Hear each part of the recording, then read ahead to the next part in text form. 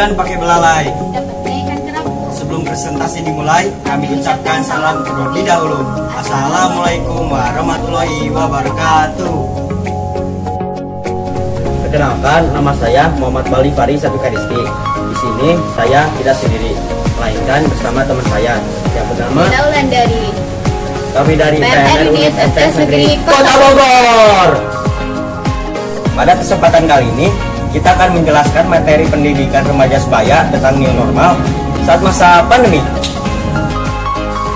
Pandemi virus corona atau yang dikenal dengan COVID-19 sedang berlangsung di seluruh dunia. Di Indonesia sendiri, pertama kali dideteksi pada 2 Maret 2020. Pada 9 April, pandemi sudah menyebar ke 34 provinsi dengan Jakarta, Jawa Barat, dan Jawa Timur sebagai provinsi yang paling terpapar. Pemerintah Indonesia akhirnya memutuskan untuk menerapkan pembatasan sosial berskala besar atau PSBB pada 31 Maret 2020 sampai 2 Juni 2020. Setelah itu, pemerintah memutuskan untuk melakukan new normal. Dalam masa pandemi virus corona yang mengharuskan kita untuk belajar dan beribadah dari rumah. Sekarang ini, kita akan memasuki tatanan kehidupan babak baru, yaitu new normal.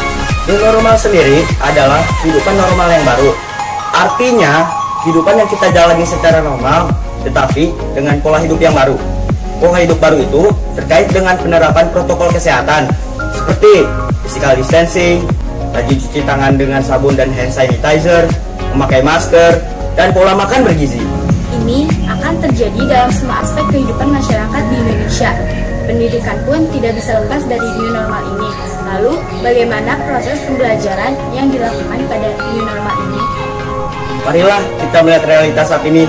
Pembelajaran yang terjadi pada masa pandemi COVID-19 adalah intense learning atau pembelajaran jarak jauh atau yang disebut juga dengan PJJ.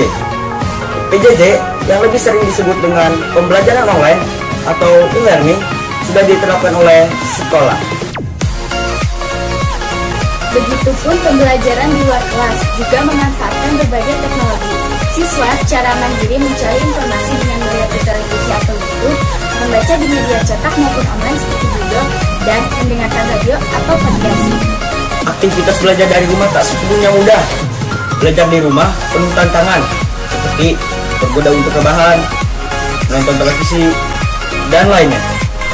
Berikut tips-tips membuat suasana belajar dari rumah tetap menyenangkan seperti dikutip dari Rencanamu ID. Yang pertama, sediakan tempat yang nyaman untuk belajar. Banyak dari kita memilih belajar sambil rebahan di kasur. Rebahan di kasur memang nyaman, tetapi nyaman untuk beristirahat. Belajar sambil rebahan di kasur bisa membuat badan pegal dan konsentrasi buyar. Kamu juga bisa malah tertidur saat belajar sambil rebahan. Pilihlah tempat duduk untuk belajar. Usahakan tempat duduk memiliki sandaran dan busa yang nyaman untuk duduk. Selain itu, sediakan meja yang posisinya tak terlalu rendah dan tinggi dari posisi dudukmu. Yang kedua, sediakan alat-alat yang digunakan untuk belajar. Jika kamu terbiasa meminjam alat-alat untuk belajar kepada teman, saat ini siapkanlah sendiri alat tersebut. Alat-alat yang mendukungmu belajar bisa membuatmu mudah untuk belajar. Jangan sampai alat-alat untuk belajar ini tak kamu perhatikan sehingga bisa mengganggumu saat belajar. Yang ketiga, pastikan koneksi internet baik. Untuk menyiapkan segala materi pembelajaranmu, hal lain yang mesti diperhatikan saat belajar dari rumah adalah koneksi internet. Koneksi internet yang baik akan memudahkanmu untuk tetap terhubung dengan guru saat belajar dari rumah. Kamu tak harus memasang jaringan internet di rumahmu. Kamu bisa menggunakan jaringan internet lewat handphonemu. Yang keempat, sediakan cemilan. Kegiatan belajar tentunya akan membuat tenaga terkuras.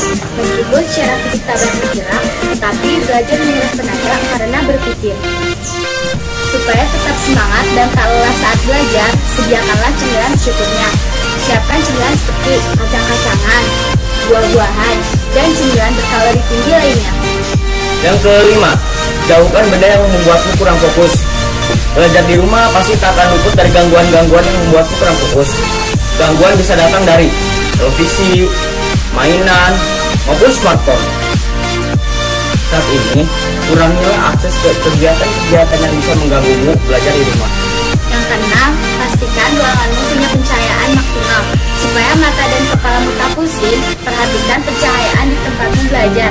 Jangan sampai ruanganmu minim pencahayaan, karena bisa membuat matamu rusak dan kepalamu pusing. Selain itu, belajar di tempat yang redup atau cenderung gelap akan membuatmu malas. Matamu akan bekerja keras untuk melihat, sehingga lama-kelamaan akan membuat mata cepat letih dan mengantuk lebih cepat. Lalu, bagaimana peran kita sebagai anggota PMR saat masa pandemi seperti ini? Kita, sebagai anggota PMR Madya, memiliki peran sebagai peer support, memberikan dukungan, bantuan, semangat kepada teman sebaya agar meningkatkan keterampilan hidup sehat, seperti mengingatkan teman sebaya agar tetap berada di dalam rumah dan menerapkan protokol kesehatan jika keluar rumah. Terus, gimana cara kita ingatinnya? Kita kan gak boleh kemana-mana, sekolah aja online. Banyak kok cara yang bisa dilakukan meskipun kita tetap di rumah. Kita bisa memberikan dukungan melalui media sosial seperti WhatsApp, Instagram, dan YouTube. Video seperti ini pun bisa kok dijadikan sebagai salah satu cara menjalankan peran anggota PMR. Terus, apalagi Kak?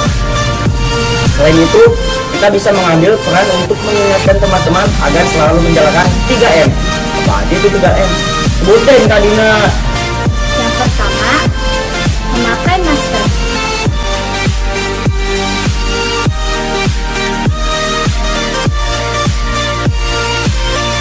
Yang kedua, mencuci tangan.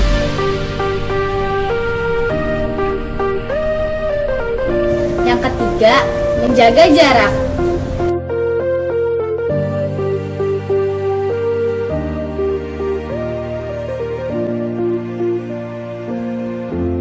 Sekian dari kami, semoga tipsnya bermanfaat.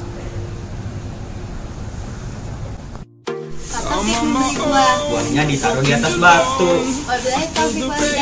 Wassalamualaikum warahmatullahi wabarakatuh. Aspesia Humanity.